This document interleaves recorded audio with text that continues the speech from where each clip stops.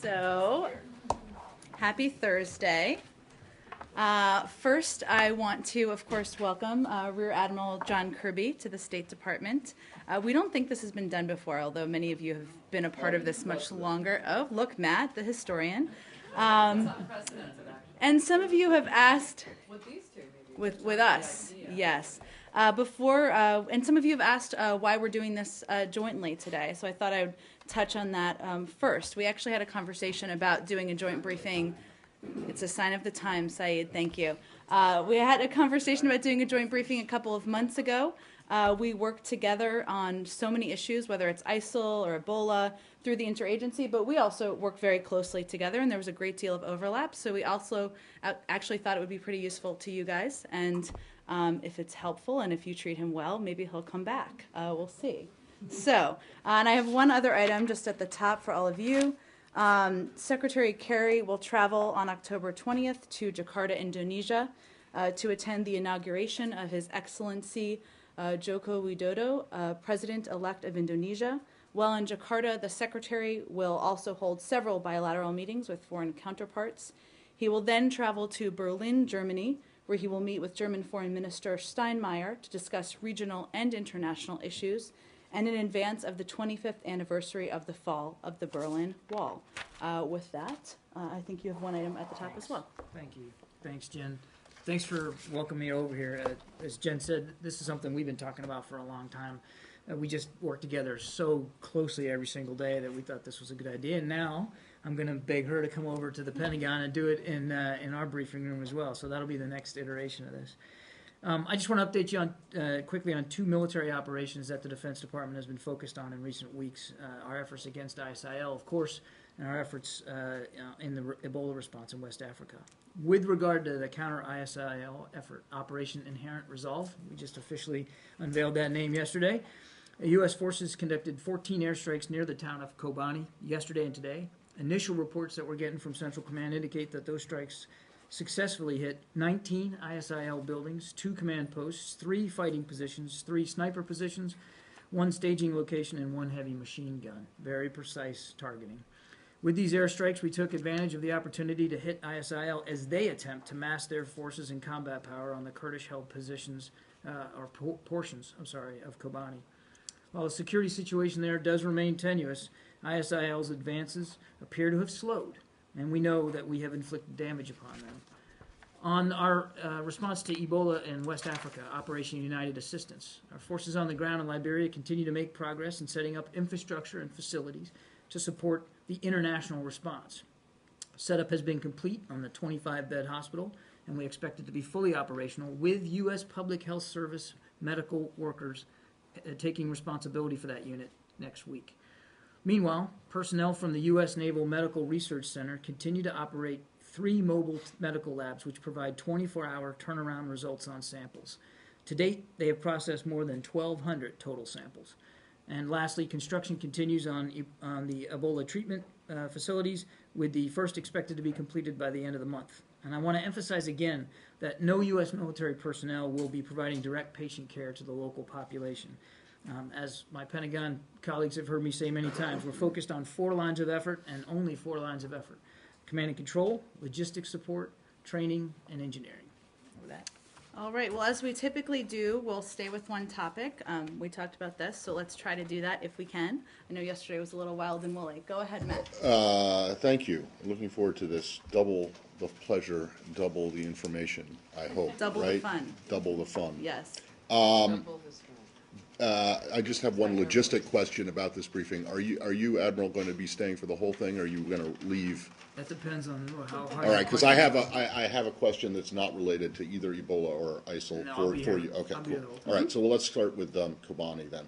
So, in your comments just now and talking about the progress that the operation has made, Yes. does this mean that saving Kobani from falling has now become a priority in the campaign? Well, we've been focused on Kobani for a long time. This isn't the first day that we've done strikes there. We've been doing them for a long time.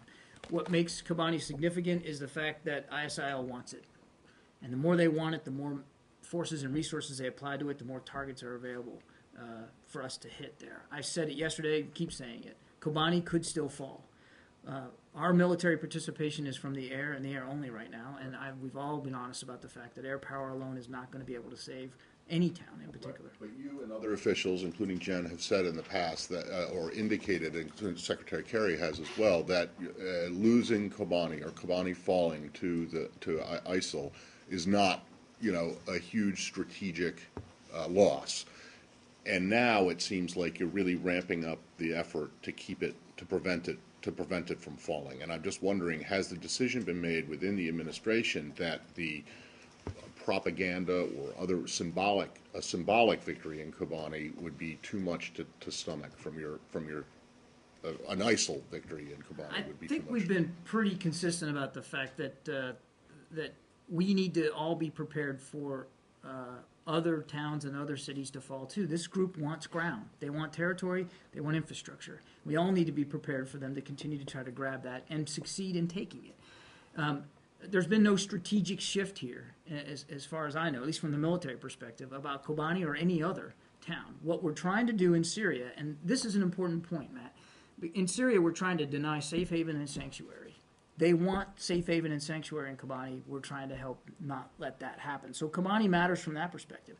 It also matters tactically because, as I said, they're putting more resources to the fight, so there are more targets. We've killed several hundred of their fighters in just these strikes in and around Kobani.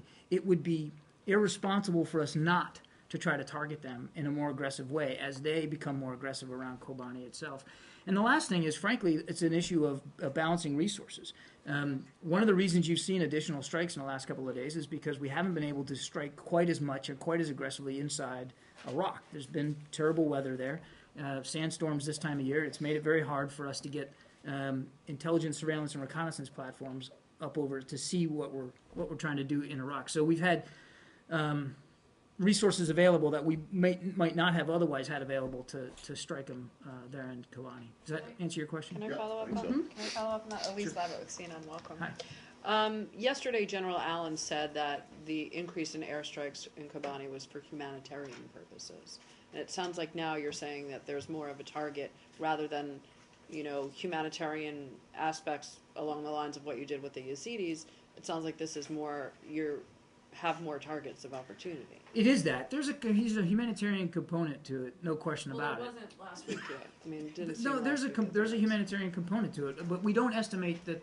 Right now, we think there's hundreds, not thousands, of citizens remaining in Kobani. It fluctuates and it changes, but we believe most of the population is out of there. That doesn't mean they're out of danger, though. And so there is a humanitarian component to this. If we can help the Kurdish militia keep Kobani, keep the ISIL out of Kobani, then you by default are helping protect the population that remains there. And so there is a component to it. So is it more now that you feel that as long as you have targets, you'll continue to strike them? Or is it now you've made the decision that, come hell or high water, you're going to make sure that this town doesn't fall? We are going to continue. I think that's a great question. We are on the offense against these guys. There's this narrative out there that they're opportunistic and they're adaptive and they're agile. Nobody is more opportunistic or agile or adaptive than the United States military, and so we're going to continue to go after them wherever they are and wherever we can. There's going to be a limit, though.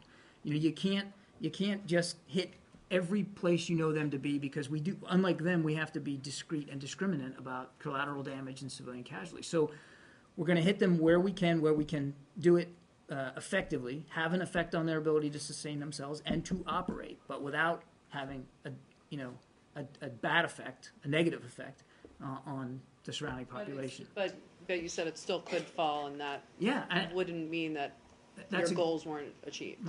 Our goals have not changed with respect to going after ISIL in Syria or in and around Kobani. And I said yesterday, I say it again, that town could still fall. We all need to be prepared for that possibility. You actually stepped up airstrikes over the last week. Around Kobani? Yep. Well, I mean, there has been an increase, and I couldn't give you a percentage number right now, but there has been an increase, again, because they have massed their resources around Kobani. They have presented more targets. I mean, just look at some of the targets I read off: a machine gun position, a sniper position. That tells you a couple of things. One, they're getting very tactical themselves in terms of the resources they're applying to trying to take that town, which we know they want. And we think a lot of it has to do with propaganda value.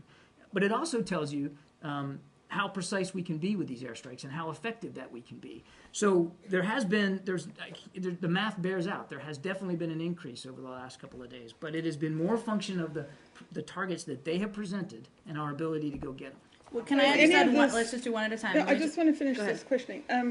How much of this has got to do in that you're filling in for Turkey, for example, that hasn't stepped up to help on this?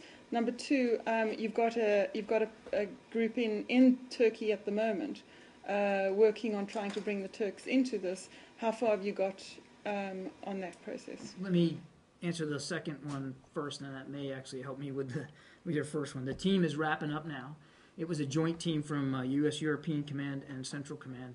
Today was the last day, and I think they've left already. I haven't got a complete readout, but from what I understand before I came over here, the discussions went very, very well, and they did center around looking for other ways and other contributions that Turkey can commit to this. There's no question that Turkey, first of all, it's an ally, but there's no question that they are going to be a partner in this effort. But as we've done with every other country, and there's more than 60 of them involved, they have to determine what those contributions are going to be. They have to announce them. They have to decide them, and we're going to respect that. But the discussions were positive, we think, and our team's coming away with, I think, a general good report here. But I wouldn't get ahead of anything Turkey may or may not do.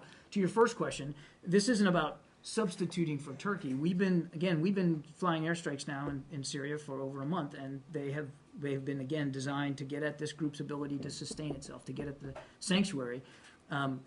With or without Turkey flying airstrikes, I think you can expect the U.S. military to continue to do that. Let's just go one at a time. Jim, go ahead. I just want to help with the math because we've done the math. And Kobani's now had 122 total strikes since the start of the air campaign, and that's more than any other target in Iraq or in Syria. Second most for some time had been the Mosul Dam, Right. which was a key strategic target and a key victory, in your words and the words of other U.S. officials. But you and other U.S. officials have said Kobani is not strategic. A humanitarian target, as described by General Allen yesterday. What are the strategic targets then in Iraq and Syria? And why isn't the U.S.-led coalition striking them more? If Kobani, particularly as you're focusing so much air power now on what has been repeatedly described as not essential to victory. Well, I don't think I ever said it was not essential to victory, and I don't think I ever said it didn't have any value. Perhaps it's not strategic. It is As not. have other U.S. officials. It matters to us for two reasons, and I said this before. One, because it matters to them, and they want it, and there is a humanitarian component to that. There's still a population that lives there, small though it may be. And number two, it matters because that's where they are. And so I think it's important, Jim, to remind everybody about sort of how the strategy has taken form. It is, as Chairman Dempsey described, an Iraq-first strategy. Not Iraq only, but Iraq first. And so most of the strikes you've seen, and there's been nearly 300 of them, of the 500 plus that we've conducted, have been inside Iraq, not in Syria. They have been largely getting at their ability to operate. Because Iraq is where they're operating. That's the ground they want to hold. And so when you see strike targets there, it's largely in support of the Iraqi security forces who are going after them inside Iraq.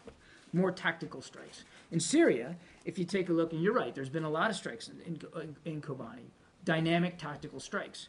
But there's also been almost an equal number of total strikes against fixed facilities, command and control, finance centers, oil refineries, fixed sites. I mean, just the ones I just announced, where 19 buildings got hit. So it's not just about going after sniper positions. It's a combination of what we would call dynamic targeting and more strategic targeting inside Syria, because the goal inside Syria is to get at their ability to sustain themselves. So the strategy, you have to take a look at this writ large. I know the implication of the question. You got 100 plus strikes in Kobani, and yet you're saying it doesn't matter. We never said Kobani didn't matter. What makes Kobani matter for us from an airstrike perspective is that they are there and that they want it. The question is not just about the focus on Kobani, because it's also about the quality of targets elsewhere.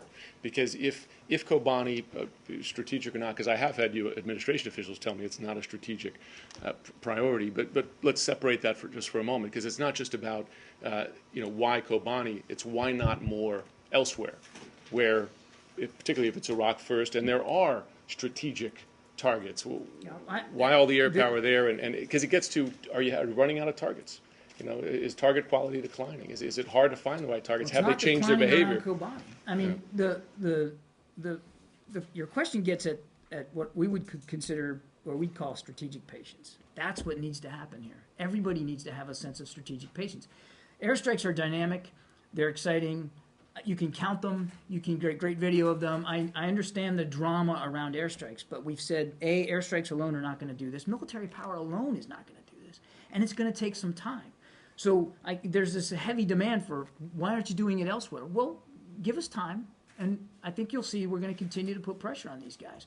I'm not going to, I can't from the podium sort of preview future operations, but I can assure you that Kobani's not the end here. There will be more strikes in more places against more targets. Now, to your other question, I just want to address this issue of numbers of targets. They change. Targeting is, every day it changes. And there are days when it is more target-rich environment. The last couple of days in particular around Kobani have been. There are days when it's not so much a target-rich environment. In Iraq, they have definitely changed the way they operate on the ground. They're dispersing more. They're hiding more inside the population. They're making it harder for us to find them. They're also changing their communications. That's not altogether a bad thing, though, Jim, because if they're not operating as freely, then they're not as free to achieve the goals they're trying to get at. So this isn't. I hate to use this phrase, but it's not whack-a-mole. We're not going after. The idea isn't to just put a warhead on a forehead every single day. The idea is to try to get at their ability to sustain themselves and to disrupt their strategy. Let's go one at a time. Saeed, go ahead. Thank you. Admiral, you cited very specific targets. Now, are you reliant in determining these targets? Are you reliant on air intelligence, or do you have assets on the ground in terms of determining where these facilities or targets are? How do you go about determining? One of the things I never do is talk about intelligence matters. I guess that leads me to my next question. Okay. Do you foresee any time in the future in Syria, not in Iraq, where U.S. personnel, advisor personnel, are actually on the ground? They can call in these airstrikes and perhaps have a better, more precise targets in Syria? We don't foresee that need right now. Okay, so you don't see any kind of ground interference in Syria, at least on the part of the United States of America, The president- whether in coordination with the Syrian forces or not. Commander-in-Chief's been pretty clear. There's not going to be a return to U.S. ground forces in a combat role in this effort. That said, we do have 12 advisor teams that are working with the Iraqi security forces at a very high level, brigade or division level, inside Iraq. They are not going out into the field. They are not accompanying Iraqi troops. They are simply offering advice and assistance at a headquarters level. 7 in Baghdad and the other 5 are up near Erbil. I do not foresee any instance in which we would put ground troops inside Syria. Allie?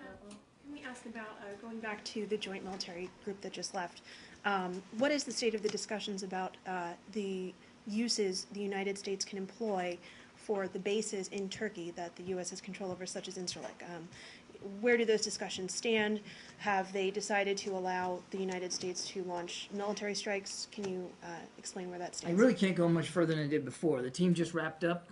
We expect we'll get a readout here today on how it went. I'm just told that the discussions were positive, but I don't have anything to announce from today or here today. And again, we would defer to the Turkish government to make whatever announcements they would make on decisions they might make. And I was going to add, there are other uses than airstrikes for some of these facilities as well. So I would just keep that in mind. Sure, and there's some reporting that says that the discrepancy may be between airstrikes and unmanned aircraft. Anything you can say to whether that's under discussion as well, and whether that's something that the United States and Turkey came to an agreement on? I just wouldn't go beyond what I've said so far. Margaret, and then we'll go to Ilhan in the back. Quick follow on that, and then a different question.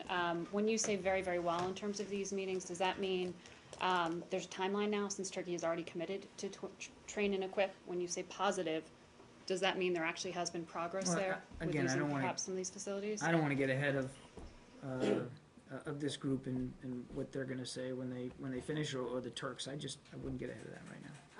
The other question is about the security of Baghdad. There were 4 suicide bombings today. There was also a mortar strike in a Shiite neighborhood. I mean, suicide bombings are signature ISIS moves. do we have any U.S. assessment as to whether these attacks were carried out by ISIS and what, generally speaking, the U.S. view is in terms of the security and stability of Baghdad right now? I don't have any claims of responsibility for those attacks. We're certainly aware of those. It's not the first time in recent weeks or even months that there's been IED attacks inside Baghdad.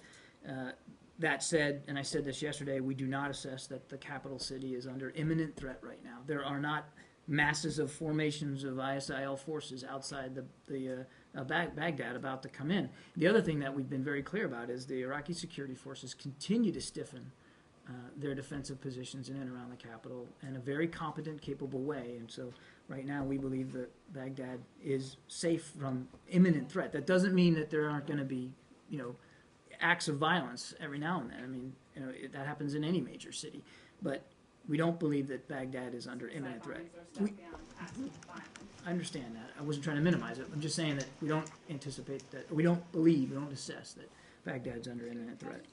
Yeah, but I'd like to finish Turkey too. So do you have one on this? Or? Yeah, no, specifically on Margaret's question. Are you concerned that these increased suicide attacks are an effort to sow the kind of sectarian tensions that Al-Qaeda in Iraq, or whatever you wanted to call it at the time, which was the seeds of ISIS, were doing in 2006, 2007, because that's exactly what you're trying to prevent with this new Iraqi government, and you're trying to improve sectarian tensions. I'll start. I mean, I think what we've seen over the course of the last several months is that ISIL has certainly tried to sow sectarian tensions by doing things like attacks and threatening certain areas and communities, and trying to, of course, garner the support from Sunnis and others. And obviously what the Prime Minister is focused on now, and has been for the past several months, is trying to reach out, and he's actually done a number of things to reach out to not only Sunni tribes, but leaders in different areas, to kind of push back and offer a different alternative to this sort of sectarian tension that ISIL is trying to create. But certainly that's been one of their strategic objectives from the beginning. Yeah, but I mean, if they continue these attacks against Shiite targets, I wonder how long the Shia militias are going to, be patient and hold back. Well, I mean, there's no question that sectarianism is a part of their strategy here, and sowing those tensions is certainly something they're after. There's no question about that. But we're working closely with the Iraqi security forces. They understand that threat. As I said, they are stiffening their defenses of the capital city. And I might add, and Jim and I have talked I don't know how many times this week about Anbar. They are operating. They are fighting hard inside Anbar in what is a very contested environment. But they understand the sectarian element of this. It doesn't mean that it's going to get easier, but they understand it. Let's finish Turkey, Said. Let's finish Turkey. Go ahead. Thank you, Jan. Good to see you here, Admiral. The Prime Minister Davutoğlu clarified today about the proposal of Turkish government on the safe zones within Syria, and he gave 7 major areas: Latakia, Idlib, Aleppo, Jarablus, Kobani, Tel Abyad, and Hasaka. I know that you don't have any readout yet on the joint team on the ground, but do you have anything to share with us on the Prime Minister Davutoğlu's proposal specifically on the safe zones? No, I don't. Now, I don't with respect to those areas you just talked about. But if you're talking about a buffer zone, is that what you're referring to? We've long said that we continue to be willing to discuss the issue of a buffer zone with the Turks, and we mean that. That said, there are no active military plans right now, U.S. military plans, to enact one. Doesn't mean that we're not still willing and open to talking about it. Just on the terminology, Turks are using the term of safe zones, but the U.S. side is always using the buffer zone. Is there any difference between the two? I can't. All I can tell you, all I can do is speak for what we say in the Pentagon. We say buffer zone. I don't know that there's a big difference. And you gave 2 reasons on the increase at the airstrikes in Kobani. First one is presented targets, and the second one, the ability to get enough U.S. forces. On the first one, do you have any estimate about the ISIL forces on Kobani right now? How many there are there? Yeah. No, we don't have a good estimate. And on the second one, what changed at the ability of U.S. forces to conduct these airstrikes in Kobani? Do you have, for example, more cooperation with the ground forces there? I'm not going to get into as I got asked before, I'm not going to talk about intelligence matters or any specifics with respect to the information that leads us to do good targeting. But they have presented more targets, and we have had, due to other conditions, including the weather, we've had more resources that we can apply. But again, they are presenting more targets. They are there with more force and in more numbers, and therefore they are more vulnerable, and we're taking advantage of that. General Allen said yesterday there is no any formal relations with FSA. Is that the case with the PYD too?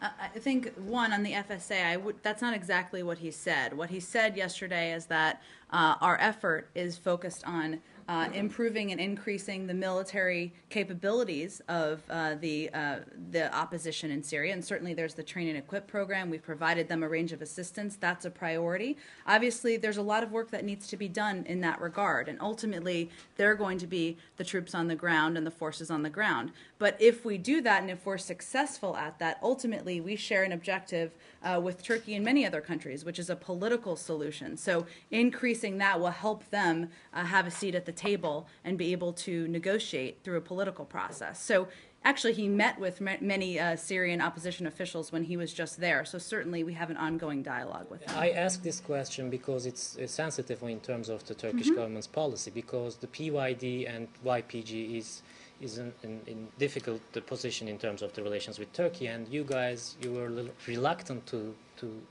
establish this kind of that's a separate question. I'm happy to address that yes, as well. Please. So, as you know, we have for some time had conversations through intermediaries with the PYD.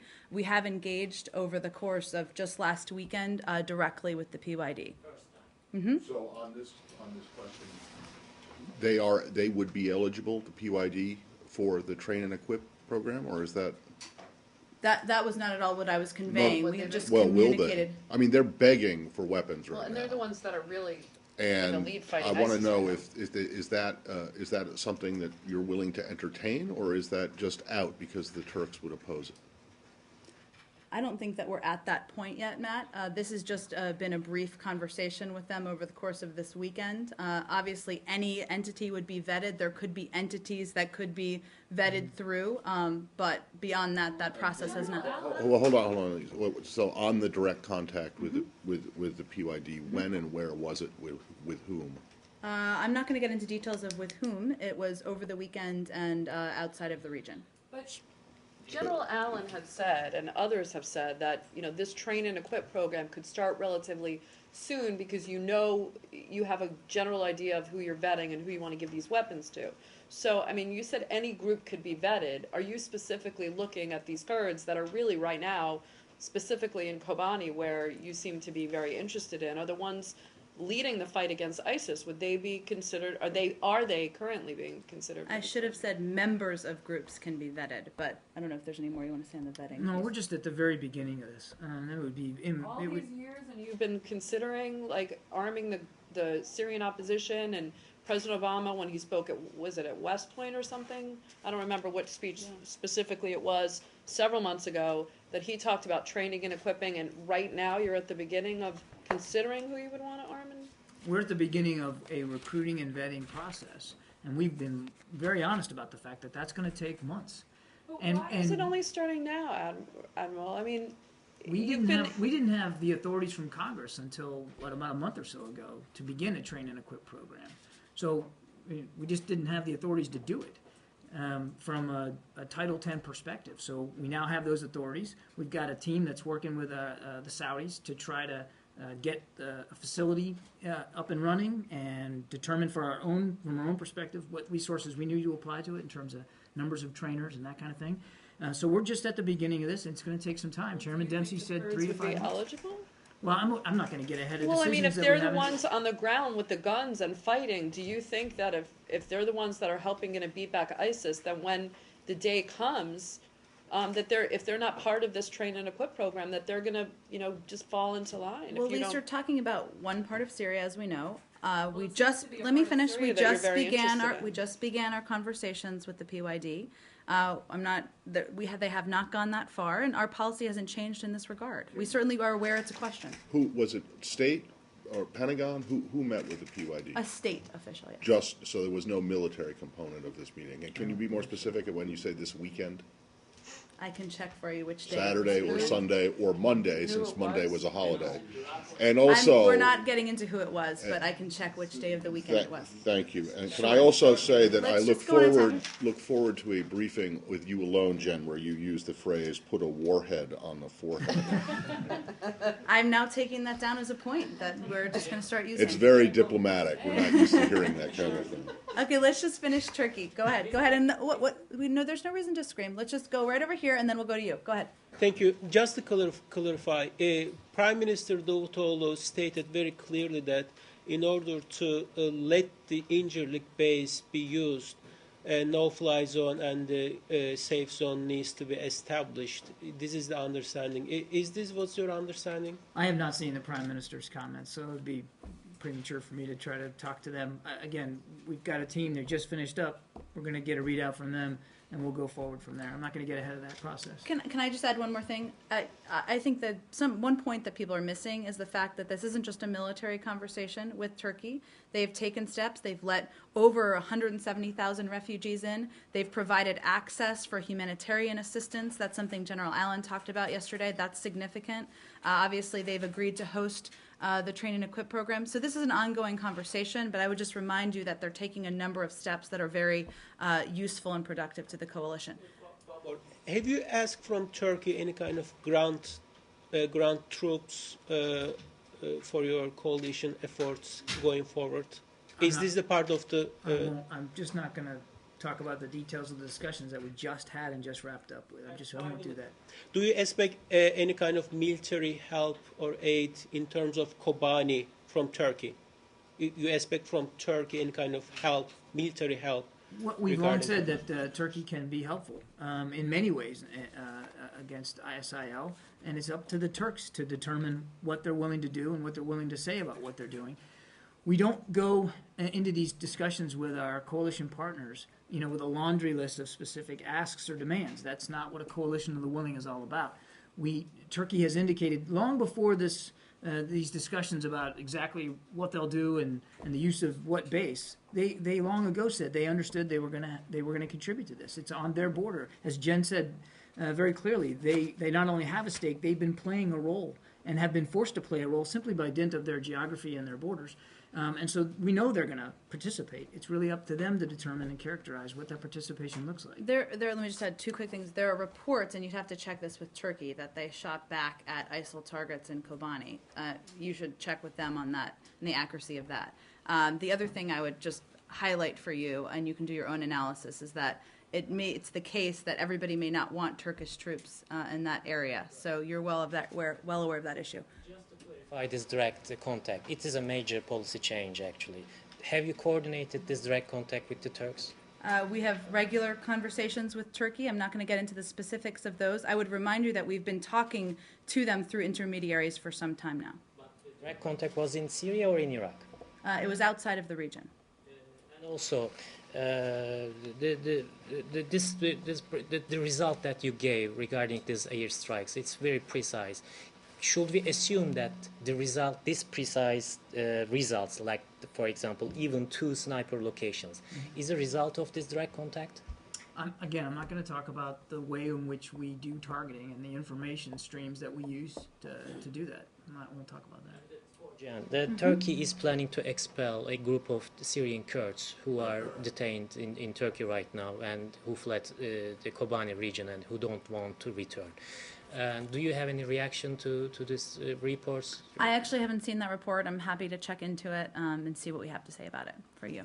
Sure. On Turkey? Because go ahead. General Allen from this podium Yes. said no formal coordination with Syrian Kurds, but seemed to open the door to informal coordination of some sort. What are we talking about here? Is there some target data getting from the Kurds on the ground there to the Pentagon?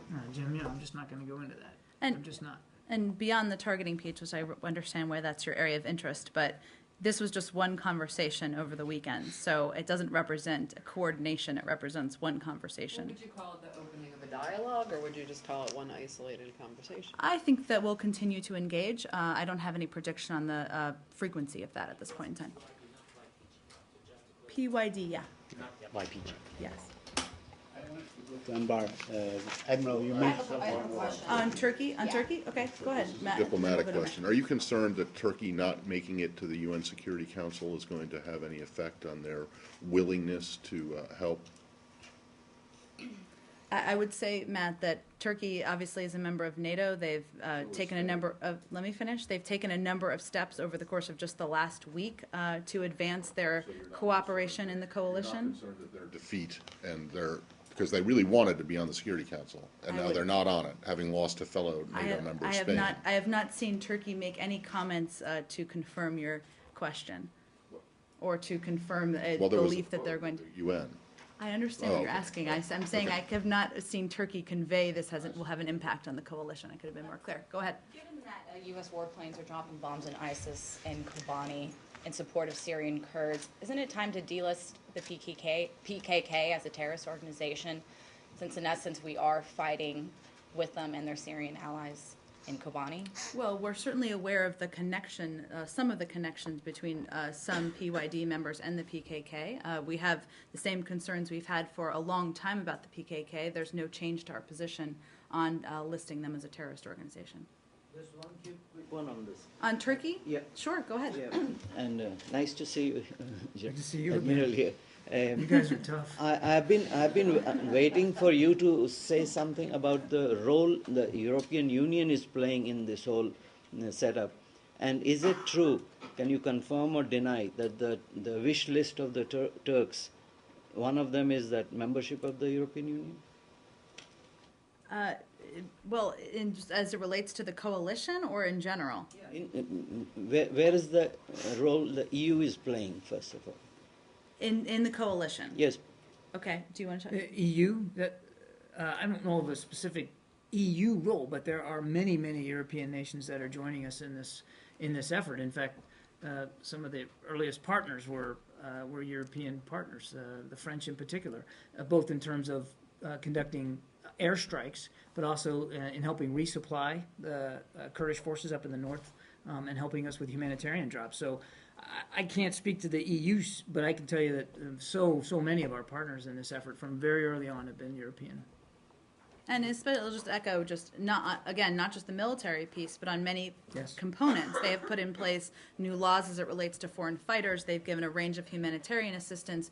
We're working with European leaders and our counterparts on delegitimizing ISIL, so they are playing a role in all 5 lines of effort. Do we have any more on Turkey, Iraq? Anyone on Iraq? Yes. Let's finish Yes. Iraq. Okay. So do you mind if we give a few others and then we'll come back to you? Sure. Okay.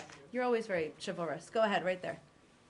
Yes, you, sorry. On discovery of old abandoned chemical weapons, yesterday Pentagon acknowledged some information. Can you tell us why U.S. government kept it secret? I appreciate the question, and I can't state this emphatically enough. There was no effort by the Pentagon or the Defense Department leadership at any time to deliberately suppress or withhold information about these chemical munitions. As far back as 2006, we very openly, in congressional testimony, acknowledge the finds of hundreds of rounds of these chemical munitions inside Iraq. And then subsequent to that, 2007 and on, we continued to disclose additional finds as needed. Now, there were some initial delays between 2006 and 2007, just in terms of process problems that we had, but there was no intent not to disclose or no intent to suppress information. I think, and I don't think if you, reading that New York Times story, I don't think that was the intent of the reporter who wrote the piece. I think it was more about the issue of the care that these soldiers experienced and the degree to which they might have been told by unit commanders not to talk about it. But there was no effort by the Pentagon, no intent, and in practice, no deed to try to suppress information from the public. But, how do you respond to those who said this finding could serve as a proof to justify to invade Iraq? Why did they keep it secret? Maybe they. But you missed my point altogether. It was never kept secret. As far back as 2006, we acknowledged to the Congress of the United States that we had found chemical munitions, and we also, in that same testimony in 2006, made it clear that we believed there would be more. And sure enough, there were more. There were thousands more that were found, and each time they were found and cataloged and collected, we made those disclosures. Now, since 2009, it's up to the government of Iraq to do that, and they have. But thousands and thousands of these munitions were found and destroyed or removed. So there was never any non-disclosure of what we were finding with respect to that. Are these on Iraq? Yes, please. Okay, go ahead. It's regarding ISIL. Admiral, it's good to see you here. The ISIL, about ISIL capabilities and numbers. Are the numbers increasing or decreasing after all this operation of the last few weeks? Yeah. Because I can see that they are expanding their territory, and you are saying they are moving and dynamic. Can you tell us about their number? Because a few weeks ago it was few thousands, and then now is it increasing? And if it is increasing, how they are crossing borders and from where? This is my first question. The second question, finally, you named the operation name yesterday, but it seems that already there are 2 or 3 versions of Arabic as a translation of what is, if you have an official translation of the term that you use for the operation or not. An official version in Arabic? This is your opportunity to use your Arabic. So. No, I have trouble with English. I don't know if there's a one. I didn't know there were more than one versions of that. I mean, I'm just asking because already you put, of course, the English version. Yeah. But then when they translate it in different Arabic media, Yeah. they already have like at least 2, I read it, different expressions, which is What of are course the differences? The meaning are different. the meaning difference. I mean, What are they- what are the one of them is al-azm al-salb, Which and means? the other al-azm al-tam, which is complete determination, whatever. Okay. Determining the resolve versus, complete resolve. I mean, I'm just asking. I learn something every single day in this show. This is an amazing experience. I don't know. I don't know. By the way, because it was one of the last 10 years problems that I was in this town, and I know that it was mistranslated or mispresented or misrepresented. I think I don't know the answer to your question because I just don't know. The second one, I mean. But right. Actually, I don't think I know the answer to your first one either, but we'll get to that in a second. But I can tell you that General Austin and his staff coordinated that name with the coalition partners. I mean, he didn't need to do that, but he did let them know that this was the name he was thinking about, and they specifically did consider Arabic translation when they developed the name. So this is news to me, and I'll take that back to the Pentagon, and we'll see if we can get you a better answer from Tampa on that. On your first question, this is not an army in the classic sense, so it is very difficult for us, and we've been saying this since the beginning, for us to give precise numbers of their resources in terms of manpower. It fluctuates. They don't. There's no conscription. They don't have service records for these guys. So people come and go from the fight at will. We know that we have had an impact on their ability to man and resource themselves in that respect. We've had training camps inside Syria. I just talked about killing several hundred that we know of in and around Kobani, and that's just Kobani. So I can tell you that ISIL members, the career path for an ISIL member is fairly short, and that we're going to continue to try to make it shorter. But that doesn't mean that they won't reconstitute. This radical ideology that they profess is attractive to many, many young men throughout that region. In fact, many young men elsewhere around the world, the whole foreign fighter threat. And we suspect that they will continue to be able to attract recruits. But I couldn't give you, beyond saying thousands, I couldn't give you a specific number about how many they're putting into the field. Just follow up. I'm not looking for numbers more than if the flow of the people, especially foreign fighters, Yes. are still on, or it Yes. is blocked by Turkey or other countries? We believe that the foreign fighter threat is very real, very pervasive, and still exists. And I want to just pivot to another larger point here. Is that that's one of the reasons why we believe this is going to be a long effort. Over at the Pentagon, we're preparing to be at this for years. This isn't going to get solved through 18 airstrikes around a particular town in a particular place of Syria. It's going to take a long time. But we've seen, one thing we have seen is that over the course of the last several months, as this threat has increased to the region, a number of countries in the region that maybe perhaps weren't previously taking steps have put in place laws, have done more to crack down on foreign fighters. That's a positive. It doesn't mean that, the flow isn't continuing. So we don't have unlimited time, so I'm wondering if we should move on to a new topic. Ebola? The majority rules. Okay.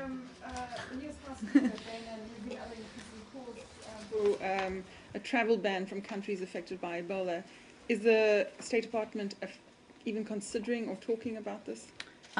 We are not. I would remind everybody that all of the medical authorities and experts, WHO, IATA, the CDC, have strongly recommended against bans on international travel and trade because the risk of infection spreading through travel is low. And because when balanced with the needs of the world community and the need of allowing people to come in and be trained to get resources overseas, it's important that we keep a steady level of travel through the process that we have going to date. Can I follow there? Sure. The statements that have been made on the Ebola over the last week or so have all proven to be false. There's been a tendency to try and play things down. There won't be anybody here who gets it. There won't be any of the nurses who get it. And we're seeing that this thing is kind of getting a little bit out of control. Now, there was a conference at Johns Hopkins just a few days ago, and there was a lot of different opinions on that.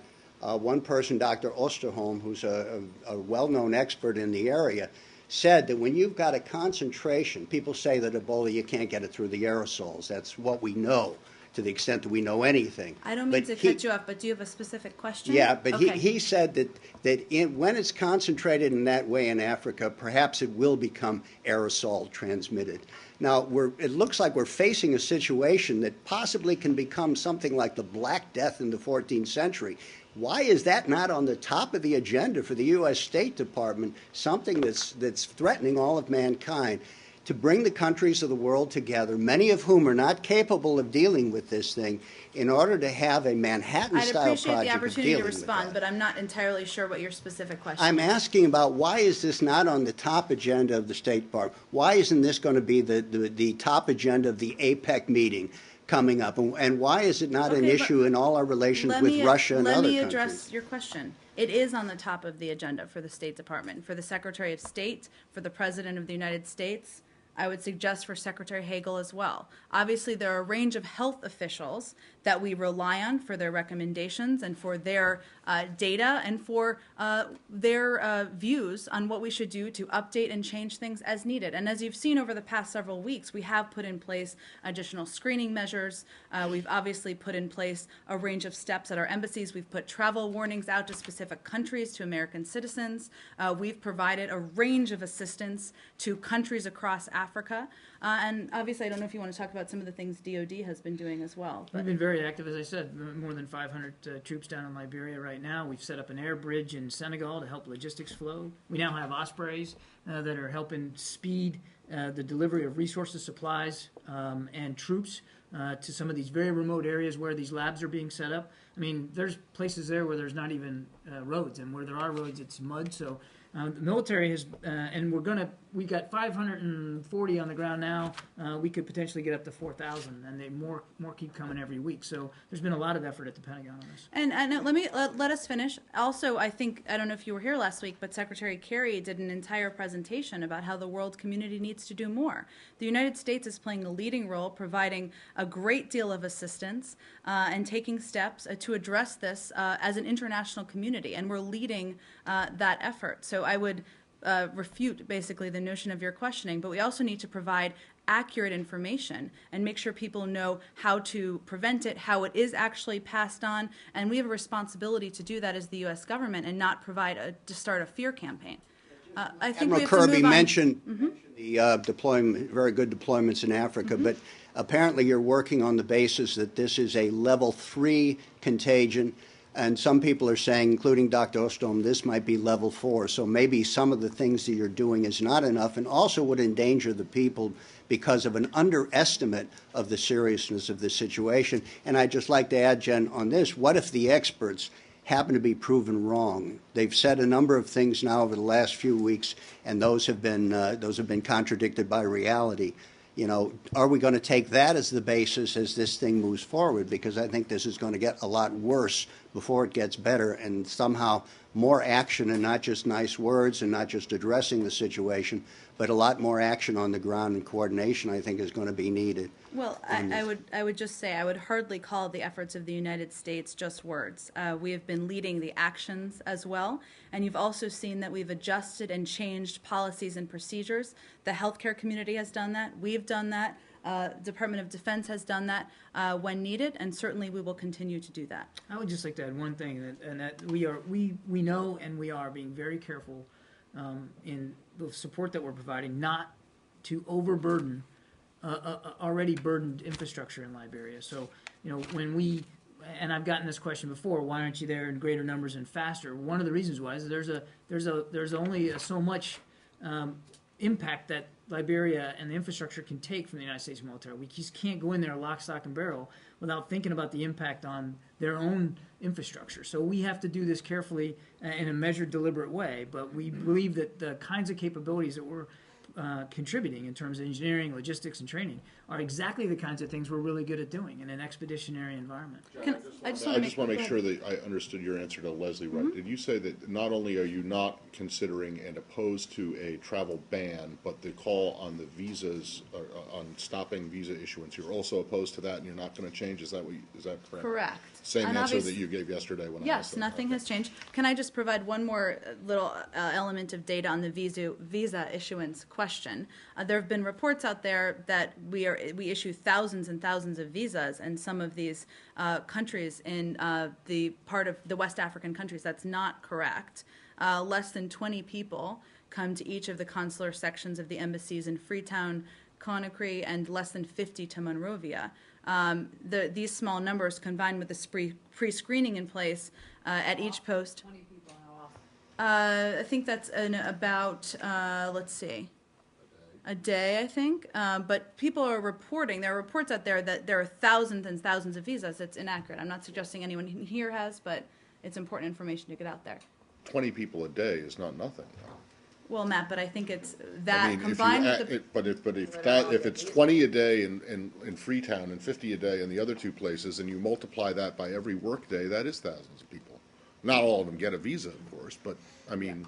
Matt, the numbers that have been out there have suggested, I will make sure and check it's by day, but have been far larger than that, and so I wanted to just provide a more accurate accounting of it. Go ahead. Change the subject to Venezuela. Can we just do one more? Can we just do one more, Nabola? Go ahead. I wanted to ask why this situation and the discussion of a travel ban is so different from the travel ban that was issued by the FAA a few months ago when there were bombs raining down on the Tel Aviv airport and there were concerns about the safety of Americans. I understanding that, you know, one was a war zone, one is a medical crisis, but there were similar questions raised at that time about the economic consequences to Israel that a ban on travel could have. So I'm just wondering if you can explain why this situation is so different than a travel ban would not be considered. There could not be more different, the two situations. I'm not even sure where to start. I mean, the FAA ban, which obviously was decided by the FAA and was in place for a short period of time, related to safety and security issues, is separate from the view of the healthcare community or the medical community, which we certainly abide by and lean on, is that it would be counterproductive to put a visa ban in place, and that our effort needs to be about allowing for and ensuring the ability for people to fly back and forth to places with the necessary precautions in place, with the necessary screenings in place, of which we've put many new precautions in place over the course of time. I'm not sure we're talking about an economic impact here. We're talking about what would be counterproductive to this, what the president has called a national security issue, because the health issue is so significant. Just to put a fine point on it, what I meant by economic is just the idea that these countries would be isolated so much if we cut down travel. So well, that certainly would be an impact, but the isolation piece is also about being able to provide supplies, being able to train people, being able to track and ensure that we're allowing for a global response to this effort. If the numbers are so small of visa applicants, how is it going to have such a profound impact if you stop issuing them? Well, we think it would be counterproductive even to allow those individuals not to be able to apply. We don't see a medical benefit to it, so that's why we haven't made this decision. I think it's on applications. It's on processing them and giving them. Yes. I mean, anyone can apply for a visa at any time. Yes, you're right. But if the numbers are so small, as you say, and it's not the thousands that have been reported, you know, why? I mean, one of these people, if they're infected, has the potential to infect a lot of other people, either en route or in the United States. So, if you have an area of this three countries where there isn't going to be an economic impact that you just talked about, why not stop the issuance of visas, at least until the situation has gotten because we think it would be counterproductive to do that. I would pose the question a different way. Well, if it's a lower number, why focus on that particular issue as the way to solve the crisis? That's where it came from, right? I mean, it just takes one. I mean, I don't get it. If it's not an economic issue, if it's not going to stop American health workers, American military guys from going there, but it could prevent even a single Ebola-infected person from getting into the United States, why not do it? Because we rely on the advice and the views of the medical community, and we don't think that that is a productive step to take at this point in time. You think it's punitive? I said productive. I know. You think it's counterproductive, but I don't understand how it is that preventing someone with Ebola from coming to the United States is counterproductive. We're not talking about preventing individuals with Ebola. We're talking about if individuals are asymptomatic, they go through a range of screening measures regardless, in addition to the visa process. So it's not just you get a visa and then you're allowed into the United States, as you well know. There are screening processes that were announced just a couple of weeks ago that were also put in place as another layer. It just seems to me that it couldn't hurt to do this, whereas it might help. Is that wrong? I think the view of the experts is that it would not be helpful, it would be counterproductive. Well, Jen, one of the reasons that Ebola has worsened was because they shut down that air travel and workers couldn't get in. With these, you're right. That's why I touched on that in the beginning. With these that doesn't affect, but there's no impact from a visa issue. A ban on issuing visas does not affect flights in and out. No, but it impacts individuals being able to get back and forth. Go ahead. I mean, if you had to impose even a temporary ban, would that affect health workers, not the military, because the military has its own planes, but other health workers and aid groups getting in and out? Well, there's no authority. I mean, it's an interesting question you raised. There's actually no authority to temporarily invalidate a visa. So there hasn't been a decision made, as I mentioned, for the reasons you've outlined, to change our policies. Obviously, in any scenario, we take steps to protect American citizens, to ensure we're addressing global national security crises like this. But for all the reasons I've outlined, we haven't changed our policy. Since you told us the number of people applying per day, can you tell us anything on the number of visas actually issued? I can check and see if there's more specifics on that, Margaret. I'm happy to. Sure, and we have not a limited amount of time, so go ahead, Venezuela. Venezuela, as you know, was just voted for a seat on the UN Security Council. It wasn't moments later that the jousting began. U.S. Ambassador to the UN, Samantha Power, gave a very tough and critical statement of Venezuela. Doesn't really seem to be encouraging cooperation. So can you say what is your reaction to the vote? And I mean, don't you think as they're coming onto the council, that it might be wise to encourage their cooperation as opposed to antagonizing them on the first day? Well, I think it's important to note that Venezuela ran unopposed, so I don't know that it was anyone was bracing for the result. But we believe, broadly speaking, that all Security Council members in countries aspiring to be members should support the principles of the UN Charter, contribute to the Security Council's role in maintaining international peace and security, and uphold and advance human rights. Our concerns with regards to Venezuela's record on human rights and democratic governance are well known. They've been communicated directly to them. That doesn't change because they are now a member of the Security Council. I mean, don't you think maybe you should work in the spirit of cooperation? You are going to need them for 2 years on the council to support your objectives, or do you just think it's like a waste of time and you can just already count on not getting their votes for the next 2 years? Well, I think, look, there are a range of, to your point, there are a range of initiatives and policies that the council will take on, and certainly we may work with we may work with them as we work with a range of countries, but I don't think it changes our concerns and about their record, and I don't think they expect us to change our views either on them. Russia? Sure. Admiral Kirby, I want to ask you about some remarks that the Russian defense minister said today. I guess he was responding to a speech that Secretary Hagel gave. And he said, I'll read you the quote, "Chuck Hagel's thesis on the necessity for the American Army to deal with modern and capable Russian armed forces on NATO's doorstep is of grave concern." And he said it's proof that the Pentagon is working on scenarios for operations at the borders of our country. He thinks the U.S. military is planning some sort of aggressive action there. Do you want to respond or give some context there? I mean, were those comments made as any kind of threat?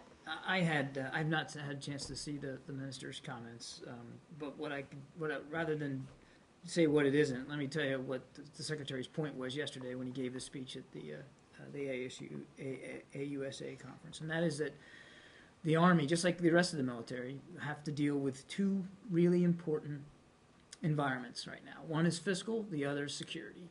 The fiscal environment is very perilous now. Sequestration is still being held over our heads. And if it rains the law of the land, we don't believe, and the Secretary said this yesterday, that we're going to be able to meet the needs of the defense strategy, the President's defense strategy. It's that severe, particularly to our readiness accounts. The other environment is the strategic environment, and that is also extremely dynamic and uncertain right now. And that uncertainty is fed by what President Putin is doing inside and outside Ukraine. And it would be imprudent for us not to be thinking about the kinds of readiness capabilities we need to have throughout Europe, because we have significant treaty commitments through NATO to our allies there.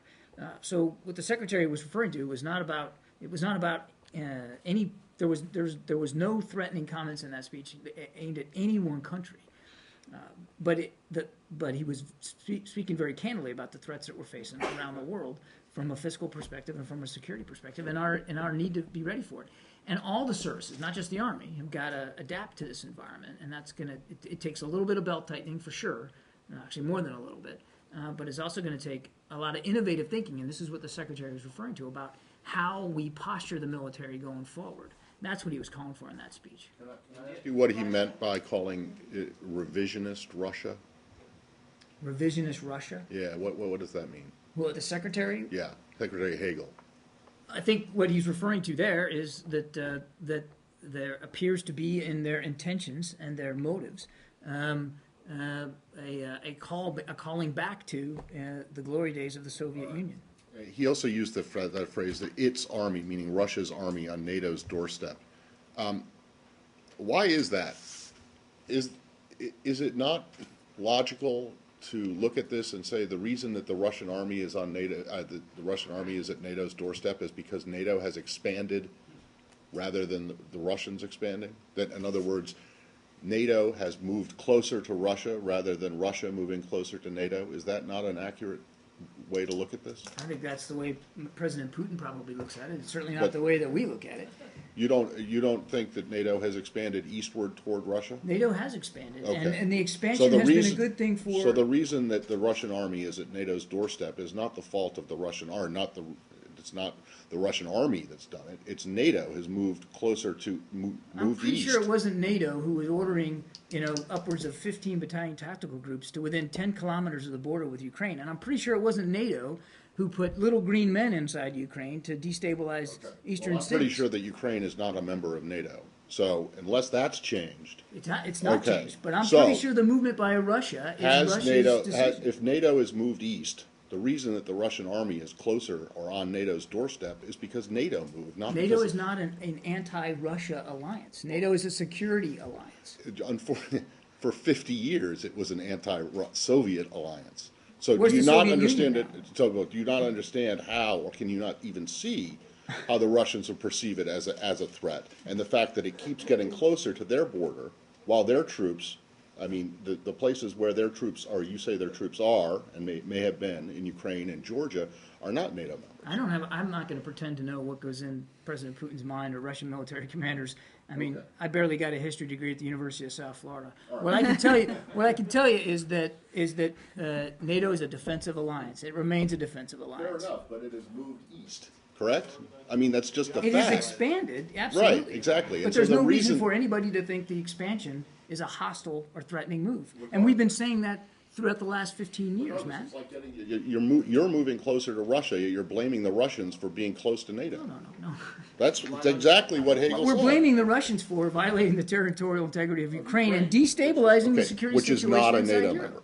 Which is not a NATO. I see to Other you on that countries point. feel threatened that are NATO members. We can just do a couple more. Go ahead, Pam. Leader Putin today, of course, was in Serbia, where he attended a military parade that was recognizing Belgrade's liberation. In some circles, this was deemed as a controversial visit because of Serbia's EU integration plans. What's your reaction to that? I hate to disappoint you. I don't have much of a reaction. We're aware that he was there. Obviously, there are a range of countries that played a prominent role during World War II. We're well aware of that. You're aware, certainly, that President Putin participated in the D-Day celebration in Normandy earlier this summer as well. It doesn't mean we don't have disagreements on issues, but on this one, I don't have much more to add. India? India, go ahead. You must have seen the interview by the Indian diplomat Khobragade on an Indian television channel, in which he nearly accused the U.S. administration during her arrest and all that. Have you received anything from the Indian government about it? Because it seems the Ministry of External Affairs is looking at some disciplinary action because she was not given the permission to, etc. Anything that is going on between the two countries? I'm not aware of anything recently or anything through official channels. Obviously, this is a topic that had been discussed, as you know, late last year and early this year. Our focus has been on moving our relationship forward, and Secretary Kerry was there this summer. I think Secretary Kerry was also Secretary Hagel, was also in India this summer. We hosted Prime Minister Modi here. So our focus here through diplomatic channels is on moving the relationship forward. Let's just do a couple more here. Saeed, we'll definitely get to you. Go ahead. Okay, North Korea and Syria, it is reported that North Korea has been spotted and export chemical weapons to Syria. Can you confirm on that, sir? I have not seen those reports, and I don't have any confirmation of those reports. Nor do I. China, please. Mm-hmm. Thank you, John, for being here for this.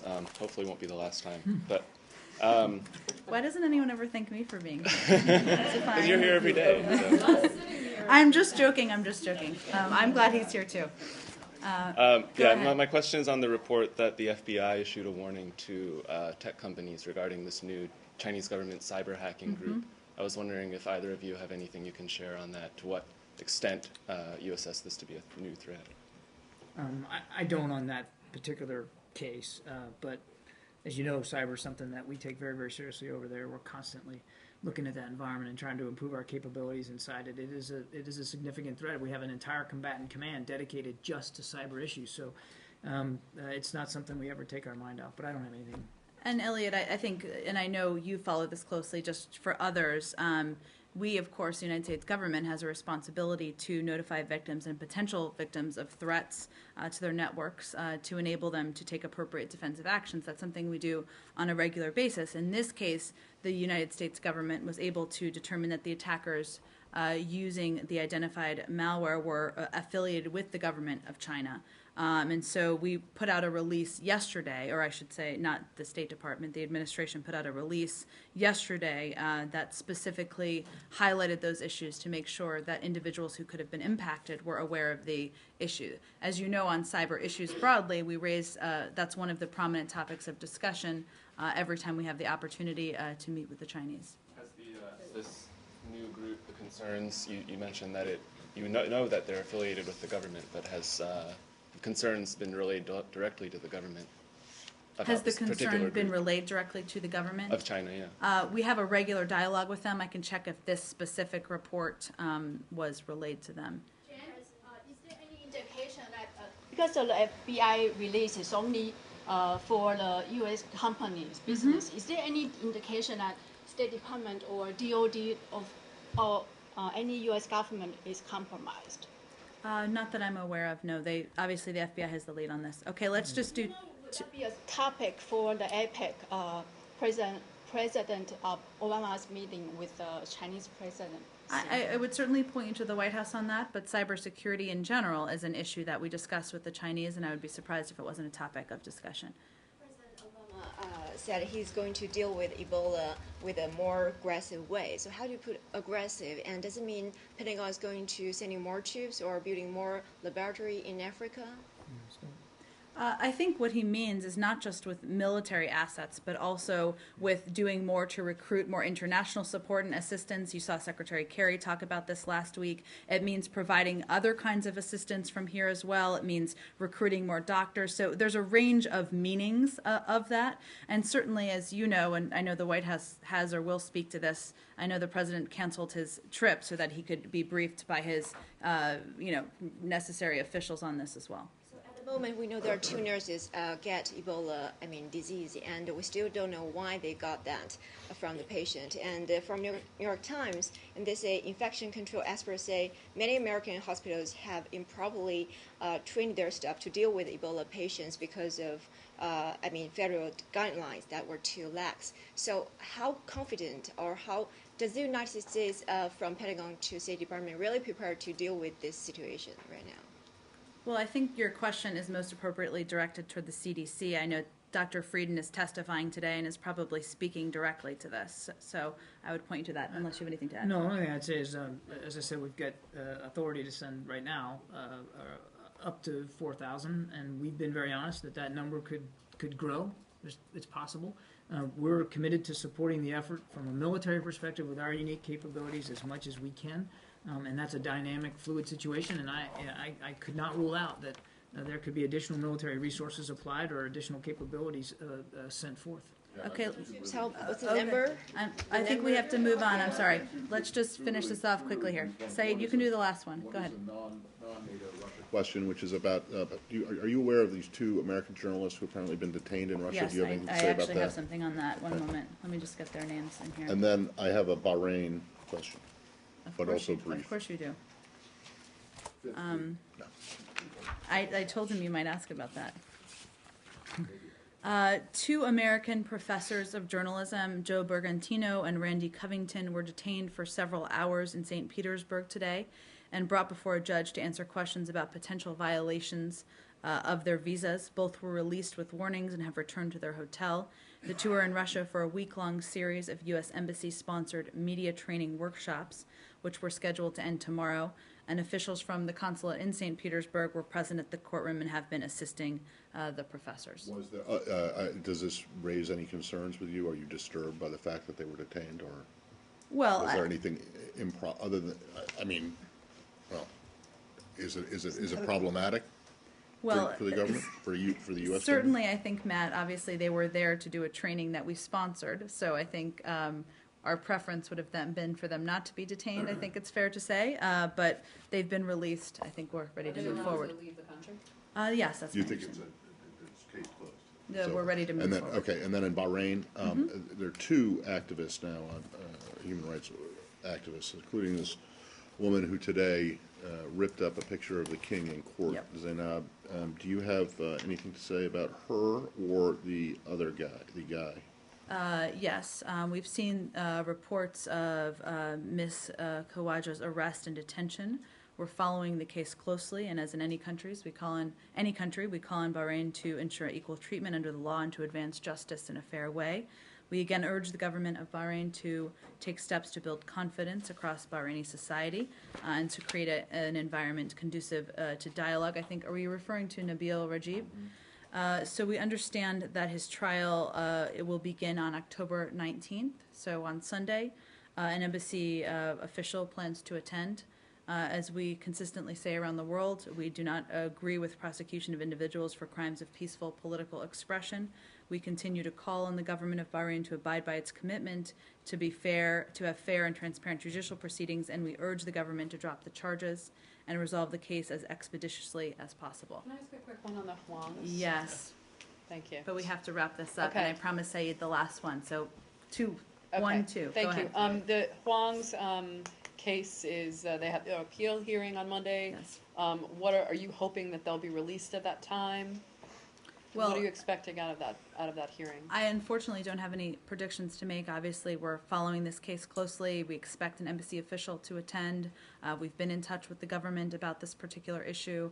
We certainly encourage and continue to call on fair treatment and abiding by judicial processes, but I don't have an update. You raised some questions about the case. So do Yes, you we have. expect that they should be released because of lack of evidence or I can't make a prediction. Lack of fairness on the trial? I can't make a prediction of that, Elise. I'm happy to check with our team and see if we have any new updates. Those same concerns, of course, remain. Saeed, last one. Very, very quickly, the Israelis issued an order prohibiting all Palestinian men under 50 from praying at the Al-Aqsa Mosque, which exacerbated tensions and violence and so on. I wonder if you have any comments. I have many questions on the Palestinian issue, but I'll keep it I till know tomorrow. you do. So, We can do this again tomorrow. Yeah, we will do this again tomorrow. But on this issue, do you have a statement or a comment or anything? I will check with our team, and I'm happy to get you a comment after the briefing. Thanks, everyone. Thank you, Admiral Kirby, for joining us. Thanks for having me.